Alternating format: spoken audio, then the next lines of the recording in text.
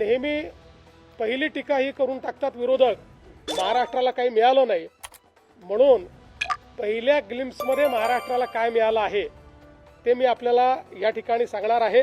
अनेक योजना ज्या या ठिकाणी करण्यात आल्या त्यामध्ये विशेषतः ग्रोथ हब्स, या प्रत्येक ग्रोथ हबला 5 वर्षामध्ये 5,000 कोटी रुपये प्रत्येकी देण्याचा एक कार्यक्रम हा आखण्यात आलेला आहे.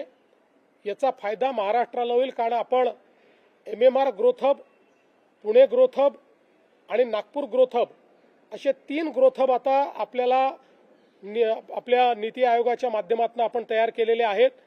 त्यामुळे आपल्याला त्याचा एक मोठा फायदा हा या ठिकाणी निश्चितपणे होईल. यासोबत विशेषतः आपल्याला कल्पना आहे की काही कॉरिडॉर्स हे घोषित करण्यात आलेले आहेत उद्योगाच्या बाबतीत.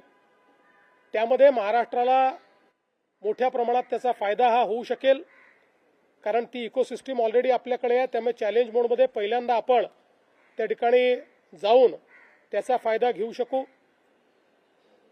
अनेक वर्षाची जी मागणी होती मुंबई पुणे हायस्पीड कॉरिडॉर, त्याची घोषणा झाली आहे. पुणे हैदराबाद हायस्पीड कॉरिडॉरमुळे संपूर्ण पश्चिम महाराष्ट्राचं जे क्षेत्र आहे त्याला त्याचा एक मोठा फायदा आणि मराठवाड्याच्या क्षेत्राला देखील त्याचा एक फायदा होईल. अशा प्रकारचा एक हायस्पीड कॉरिडॉर हा होतोय. यासोबत आपण जर एकूण सगळ्या तरतुदी बघितल्या, आता अजून फाईन प्रिंट माझ्या हाती यायचं आहे, पण नेहमी पहिली टीका ही करून टाकतात विरोधक, महाराष्ट्राला काही मिळालं नाही. म्हणून पहिल्या ग्लिम्प्समध्ये महाराष्ट्राला काय मिळालं आहे ते मी आपल्याला या ठिकाणी सांगणार आहे. यापेक्षा अजून अनेक गोष्टी नवीन जास्तीच्या, जसं फाईन प्रिंट पूर्ण मी वाचू शकेन, कारण आता रेल्वेच्याही बजेटमधल्या सगळ्या गोष्टी माझ्यापर्यंत अजून आलेल्या नाही आहेत. मागच्या वर्षी तर रेल्वेतच 23,000 कोटी आपल्याला मिळाले होते. सगळ्यात महत्त्वाचं, डिव्होल्युशन ऑफ टॅक्सेसमध्ये नवीन आपल्याला जी काही त्यांनी फॉर्म्युला दिलेला आहे त्यात महाराष्ट्राला फायदा झालेला आहे. आणि आता डिव्होल्युशनमध्ये आपण मागच्या वेळेसपेक्षा वाढून 6.44% गेलेलो असल्यामुळे आपल्याला यावर्षी 98,306 कोटी रुपये केंद्र सरकारकडून मिळतील. 98,306 कोटी, जे आपण जर विचार केला तर मागील वर्षी जे आपल्याला मिळत होते त्यापेक्षा भरीव जास्त आहेत. किमान माझा अंदाज असा आहे, मी एक्झॅक्ट अंदाज आता नाही काढला, पण 15,000 ते 20,000 कोटी रुपये आपल्याला या डिव्होल्युशन ऑफ टॅक्सेसमध्ये या बजेटमध्ये जास्तीचे मिळणार आहेत. हे एक महाराष्ट्राकरता, आणि हे दरवर्षी वाढत जाणार आहेत, कारण आपलं पर्सेंटेज वाढल्यामुळे डिव्होल्युशनचा जो पूल आहे त्या पूलमध्ये दरवर्षी जी काही राईज होते ती राईज पर्सेंटेजने आपल्याशी शेअर होणार असल्यामुळे आपला मूळ पर्सेंटेज वाढल्यामुळे दरवर्षी वाढीव पद्धतीनं आपल्याला हा निधी मिळणार आहे. यावर्षी 98,000 कोटी, 98,306 म्हणजे जवळपास 1,00,000 कोटी रुपये हे केंद्र सरकारकडून मिळणार आहे.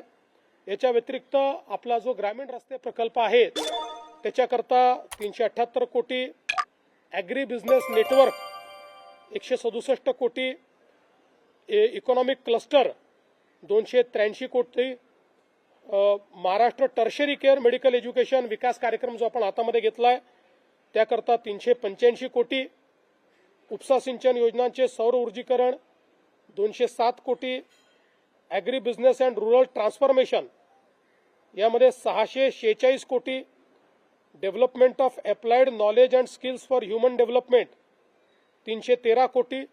मी थेट तिथनं काढले असल्यामुळे इंग्रजी नाव आहेत, त्याची मराठी नावं नंतर आपल्याला देतो मी. त्यानंतर जिल्ह्यांमध्ये संस्थात्मक संरचना क्षमता वृद्धीसाठी 240 कोटी, मुंबई अहमदाबाद हायस्पीड कॉरिडॉर 6,103 कोटी, मुंबई मेट्रो 1,702 कोटी, पुणे मेट्रो 517 कोटी, MUTP 3 मुंबईकरता 462 कोटी, MMR रिजनमध्ये ग्रीन मोबिलिटी 155 कोटी, महामार्गावर ITS 680 कोटी. असे वेगवेगळे हे प्रकल्प आहेत. म्हणजे अगदी आपण मुंबई पुण्यातल्याही प्रकल्पांचा विचार केला तरी आत्तापर्यंत जे बघितलेले आहेत त्यात 12,500 कोटी रुपये हे या ठिकाणी मिळालेले आहेत. इतर महाराष्ट्रातले देखील मी सांगितलेले आहेत आणि अजून बजेटची फाईन प्रिंट ही आपण त्या ठिकाणी बघतो. त्यामुळे एकीकडे महाराष्ट्राला डिव्होल्युशन ऑफ टॅक्सेसमधनं 1 लाख कोटी रुपये आणि वेगवेगळ्या योजनांवर देखील मोठ्या प्रमाणात निधी हा महाराष्ट्राला या अर्थसंकल्पातनं मिळालेला आहे. एकूणच जर आपण अर्थसंकल्प बघितला तर आपण जी काही तिसऱ्या अर्थव्यवस्थेकडे वेगवान वाटचाल करतो त्याचं प्रतिबिंब या अर्थसंकल्पात आपल्याला पाहायला मिळतंय. 7% ग्रोथ रेट, जगामध्ये सर्वाधिक वेगाने विकसित होणारी अर्थव्यवस्था पुन्हा एकदा भारत प्रस्थापित झालेला आहे.